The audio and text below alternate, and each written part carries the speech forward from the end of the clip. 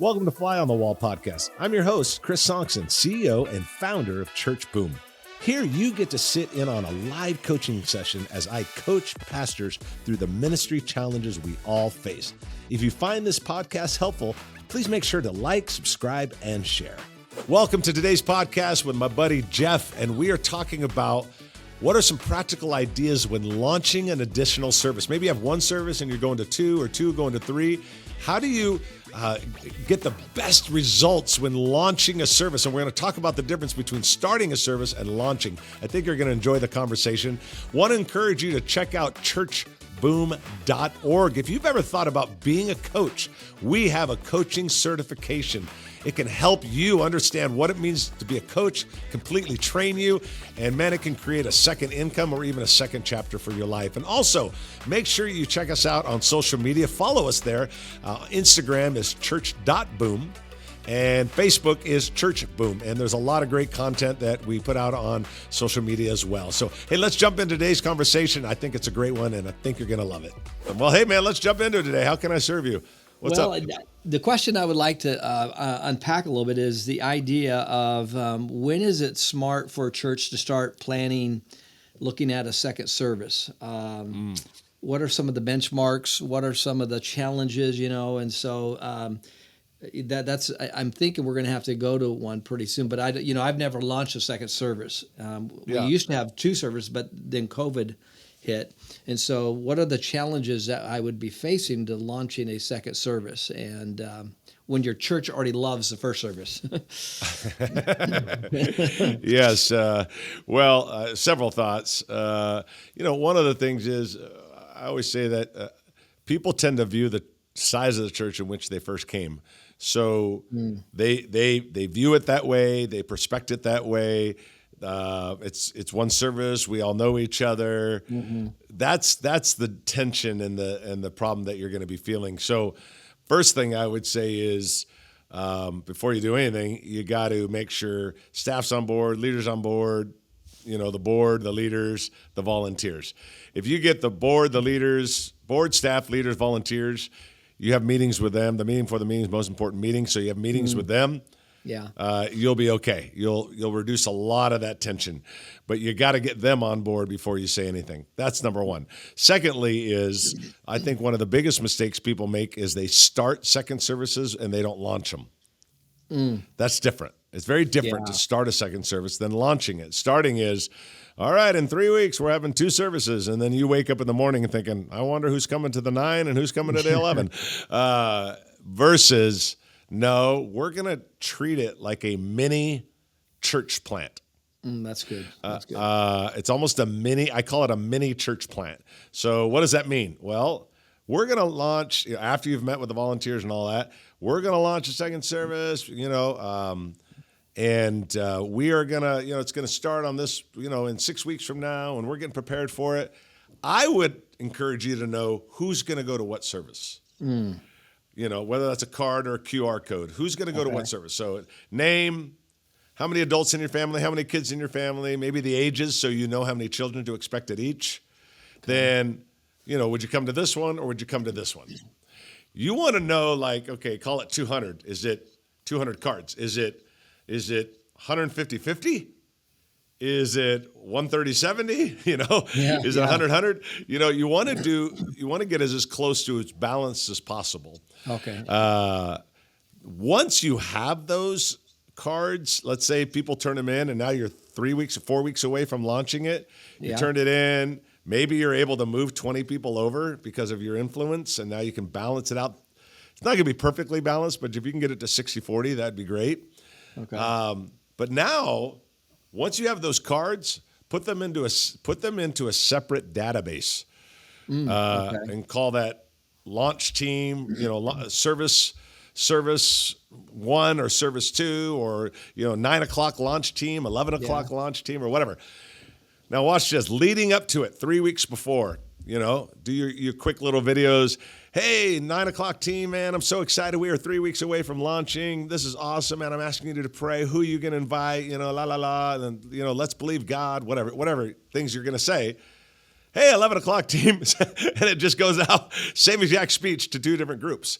Yeah. Your emails, your text, your little videos. And Okay. what you're doing is you're creating momentum for both of these teams. Okay. You could even, you can't do it from, it's difficult to do it from 2 to 3. It's a lot easier to do it from 1 to 2. You could even, and I'm just throwing a lot of stuff out there, you do what works for you. But let's say you find out the 6 week in and 5 weeks in, you collect the cars. 4 weeks, you start launching. You could have 2 weeks before and 1 week before, you could have an after service meeting for the 9 o'clock group. And then the next week, an after service meeting for the 11 o'clock group. Hey, man, we're going to have appetizers. We're going to have some lunch. We're going to have sandwiches. And, dude, you're able to pour into them, get them excited, whatever. Hey, we're not asking, just stay around. It's a 30-minute meeting. We're having a 30-minute huddle. Yeah. We're having a 45-minute huddle, kind of come up with a cool name. You're the one that names everything so amazingly. You do. Every time I name something, I'm like, dude, I'm going to have you start titling my books. But like 30-minute huddle, 40-minute huddle for team 1 or 9 o'clock team. Then the next week, it's the same exact thing. Get them together, have a little quick lunch, do a little 20-minute rah-rah, pray together, whatever you want to do. But your point is you're doing this mini launch. Now, how do you know when it's time to launch? Yeah, that's a tricky one. There's 3 areas I typically look at. You look at adults, children, and or parking. Oh, yeah. And you're always looking for that 80% rule, which everybody goes after. But it's not it could be in the children, or it could be with the adults, or it could be in the parking. Yeah, ours but is when parking you start and creating children. parking, yeah. Yeah, children and parking. So that's 2 out of 3. And that is a sign that could be a problem and that you might want to move to another service. You have to know what you don't want is to split the atom and have no energy in either one of them. Yeah, that's the fear, huh?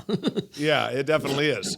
Knowing your room, because I just spoke there a couple weeks ago, that may be an investment into, like if you go to our largest campus, we don't have just pipe and drape. We have full on. We've spent a lot of money and put full on theater. Okay. So if you look at the auditorium like this, from front to back, or really from back to front, we've got 4 curtains. Okay. And we can make the room any size we want to make it. Nice. And you could have 125 people there and feel like it's packed. You could have 500 people there and feel like it's packed. Now, that's a lot of money, but you might be able to. I saw another church I was working with. They just did the pipe and drape in the back.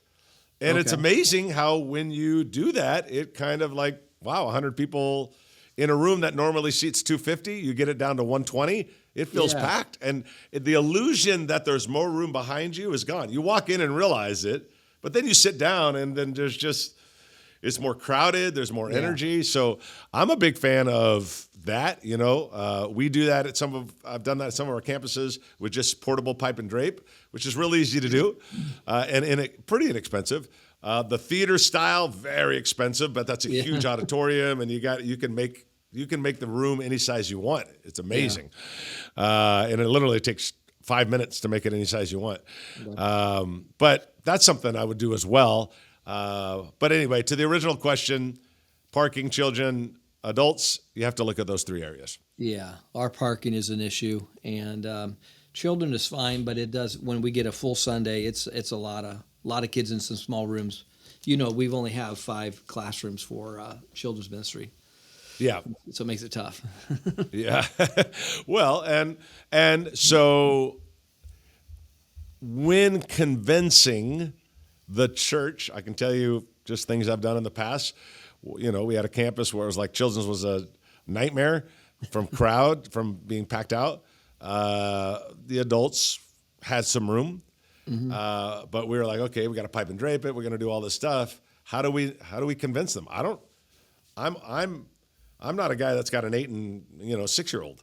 Yeah, I'm way past that in my life. But if I knew that was a problem, so what we've done is this is just getting creative. Hey man, you might be wondering why we're doing this.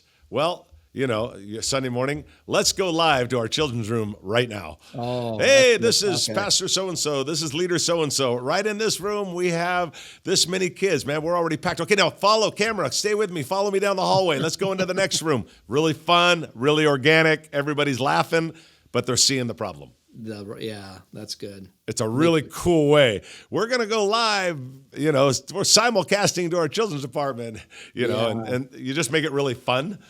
But the camera, come on, follow me. Okay, now look at this. All right, kids, wave. Everybody's waving. They're waving, whatever. But, man, we're really packed out here. We love ministering to the kids, but, man, we are wall to wall. Boom. You're out, you're up, and you're like, guys, that's why we're doing it. Yeah. This is why we're doing it. Helps them take ownership. Absolutely. And if you don't have an 8 and 6-year-old, you're probably sitting there just going, what the heck, dude? There's some empty chairs right here. What's he worried about? But then you see the problem and you're like, okay, I can buy into that. Yeah. People don't buy into the solution until they feel the weight of the problem. And they're going to feel that weight right there. Yeah. And so show them the weight. That's good. That's how, just go live, make it fun. Make it fun. I like that. Love that. Yeah. Let's talk about the when you go for a second service. What should be a benchmark for me to look at? Like, what is a season? Is it like a 3-month process? What do you have found is too soon, like too quick of a launch? Yep. And because sharing and casting vision is important, but how do you make sure you're not dragging it on too long? You know, and, 100%. Yeah, no, it's good questions. I've seen guys do it, in my opinion, too quick, like 2 weeks, hey, starting next week or starting in 2 weeks. I think you can do that occasionally when it's like you guys are when a church is like practically having a revival. But in the normal setting, the typical setting, it's not like that. So after, I kind of look at it like, but you got to line it up, Jeff. It's like, okay, let's say we're going to be somewhere between 6 and 8 weeks out. Okay. But here's what I know for sure. I've already met with my board. I've already met with my staff. Now we've made the decision. Now I'm saying, okay, on the 8th week, I'm meeting with the leaders. On the 7th week, I'm meeting with the volunteers. And then on the 6th week, we're announcing it. Okay. We're going to collect those cards on week 6. We're going to collect those cards on week 5 because not everybody's there on the same Sunday. Yeah. And then now after 2 weeks of collecting, on week 4, we'll have divided up the database. We're going to start promoting like crazy, and we're going to start doing the database text, quick videos from Pastor Jeff kind of thing. 4 weeks, 3 weeks, 2 weeks, 1 week. So that's probably the most critical is really getting all those ducks in order and having a plan laid out very clear and yes. Yeah. Okay. 100%. So you feel an 8 to 6 week launch would be a good window? Yes. Okay. Well, 8 to 6 weeks out. But you already have to have everything lined up, Yeah. So I call it working backwards. So it's like March 1st, we're launching a new service, whatever. Okay, let's back all the way up. You go all the way back. What do you got to do here? What do you got to do here? What do you got to do here? What do you got to do here? That leads up to here. So you got to work it backwards. Dude, I'm telling you, if done right, the plan really works. Just did it with a great friend of mine, Pastor Benito in Austin, Texas. We're doing executive coaching with him, and they went to, they go to a third service. And so we, ran the playbook, man. And dude, I think he jumped from, about 450 to 500 now. They jumped immediately to 600 to 700, and they haven't dropped below 600. Oh, wow. So they haven't dropped below 600. So the barriers that to launching a second service is the fastest way to grow a church. Would you agree? One of them. I would say new buildings bring energy, new renovations bring energy, and additional services bring energy. Okay. Those 3. Matter of fact, the only reason I say those 3 is I saw it in Outreach Magazine. They did a big old study, and I memorized it, but it was those 3. Okay. New building, new renovation, new service. Oh, wow. Okay. Those are the 3. And the thing is Jeff, I'll add this, is if it's one of the 3, that's why I'm not a fan in the typical setting outside of some big revival. In the typical setting, okay, using a surfing term, because I live in Southern California, I've lived at the beach for years or whatever. It's like you're waiting for a wave, and then all of a sudden that wave comes, and you're like, wait, I think the one behind it's good. And then you miss that wave, and you're like, oh, man. There are a few waves that we get in ministry. Yeah. And if you don't take that wave and ride it for everything it's worth, it's like, dude, you just missed a great opportunity, man. So I've had guys where I'm like, put the brakes on. A new service is it's a wave. So do this thing right. And I'm not saying it's going to come out perfect. I've done them where I was like, well, came out okay, but I was hoping for better results. I've had that happen. Okay. But I know this much. I'm going to do everything I can to maximize this wave because it's one of the top 3 reasons that churches create new energy, new waves. Yeah. Don't just like, we're doing another service. Like, no. This is a potential wave. So strategize for it. Make it the best it can be. I love that. Love that. Yeah. Love that. Okay, next question. Yes, sir. When you have a group of people that I've already started the conference just slowly with my staff and my board, they all love our service. It's tight. It's very welcoming. Yeah. And the idea with some of the younger staff is like, hey, we need to start thinking in probably 6 months, we need to go to another service. And it brings fear to them a little bit of volunteers and I've asked them to let's be brave. One of our values on our team is that we're brave but I've seen a little bit of resistance with some of the younger staff. Well, how are we going to get this done? And so I know that you mentioned from the very beginning, you got to get your leadership on board first. And so how have you ever navigated the part where you do have a little bit of resistance because of fear with some of the younger staff of, well, I got to double the size of our volunteer base and that seems to be some of where the fear is coming from. And it typically is, and I understand that, but I think it is that fear is a window into a greater problem. So I don't have enough volunteers and leaders. Okay, let's stop and talk about that. Yeah. Okay, the reason you're afraid of it is because it's a problem. The reason you're thinking, the second service is going to be a problem. The second service isn't the problem. Yeah. The third service isn't the problem. The volunteer leadership, culture, and growth and development and size, that's the problem. Yeah. So whenever because it's almost always the same. You usually get some other people that attend the church, like, I like it all, we're all together and we sing Kumbaya. That's going to happen. You just kind of have to work through that. But when it comes to staff and key leaders, I've had that way more than once. And I always say, okay, but let's talk about the bigger problem. Don't you think this reveals a bigger issue? Yeah. The issue isn't the service. The issue is, are we apprenticing? Do we have a leadership ladder?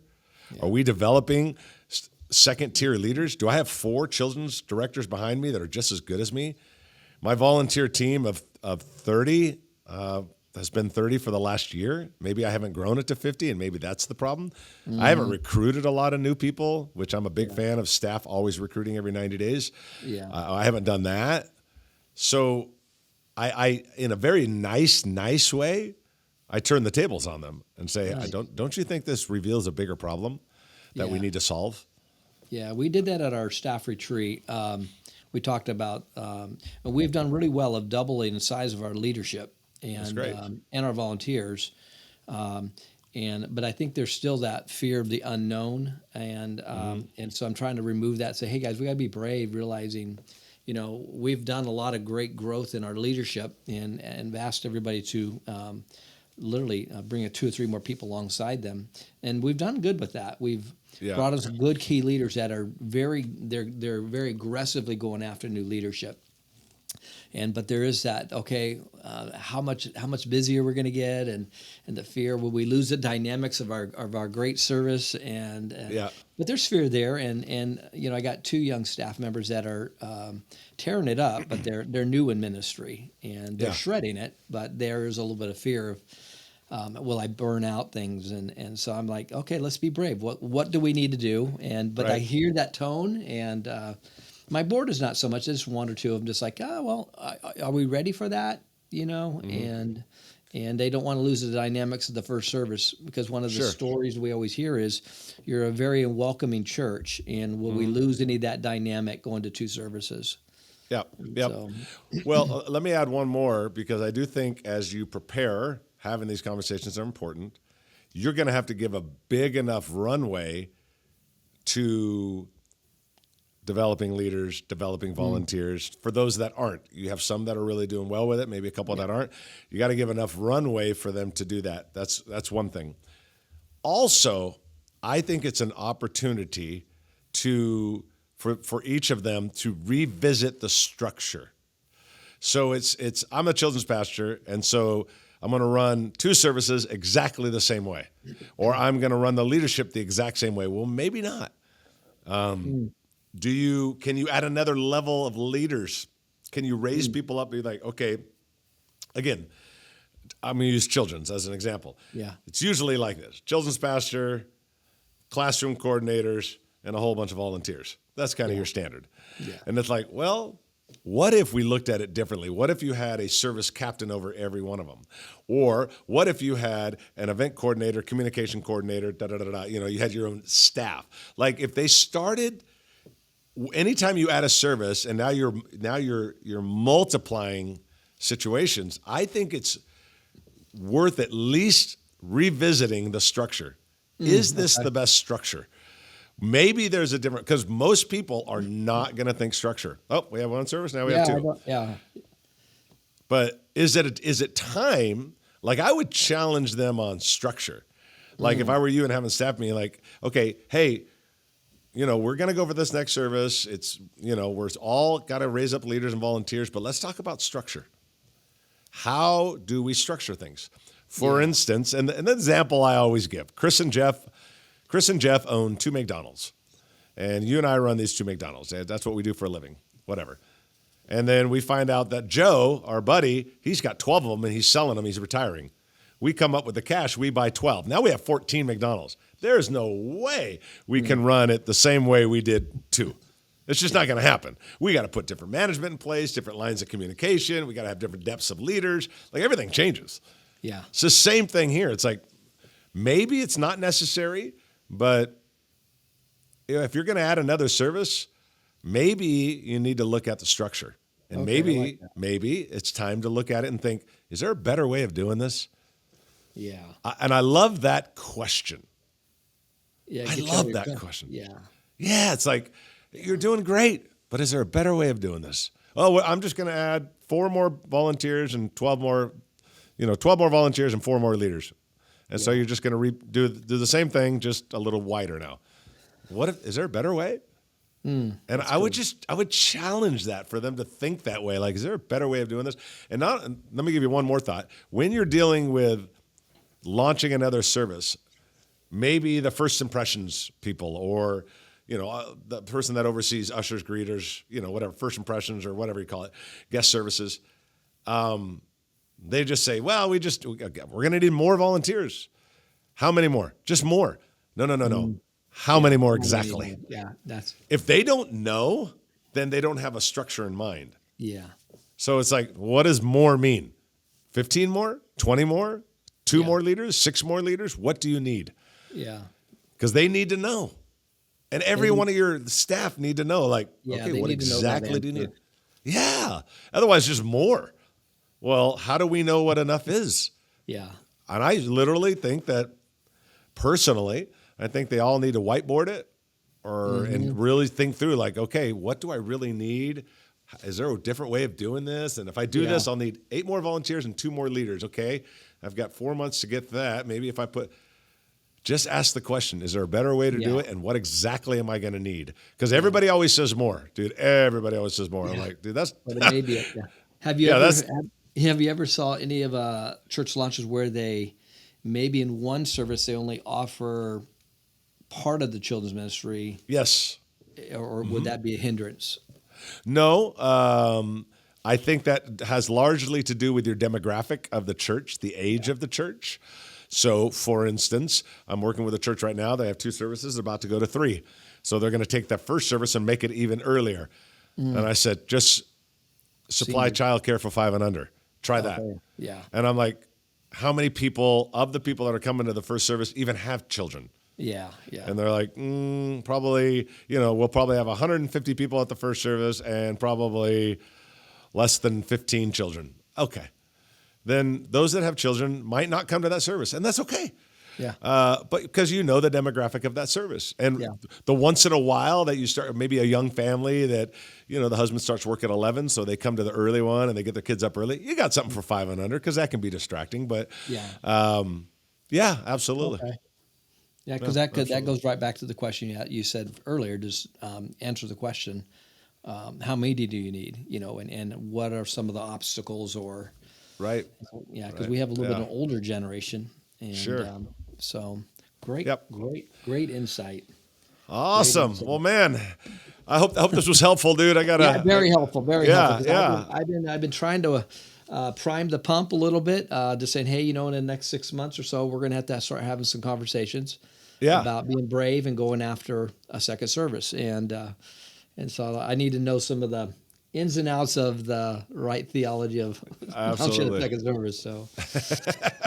Well, of course, you need anything, just let me know. I'm always here to help, always here to serve. So just let me know whatever I can do to help you. But thanks for jumping on today, man. I really appreciate it, Jeff. Appreciate it. All right. Have a good day, bud. All right, bye-bye. You too. Hey, thanks for checking out today's podcast. Hope you enjoyed it. Also want to encourage you to check out churchboom.org. If you've ever thought about being a coach to pastors and leaders, we've created the program for you, Church Boom Coaching Certification Program. It is all there. It's all online, and you will absolutely love it. It can help you to create a second income or even a second chapter for your life. So make sure to check that out. And don't forget to follow us on Instagram and Facebook. Instagram is church.boom and Facebook is Church Boom. We'll see you next time on the Fly on the Wall podcast.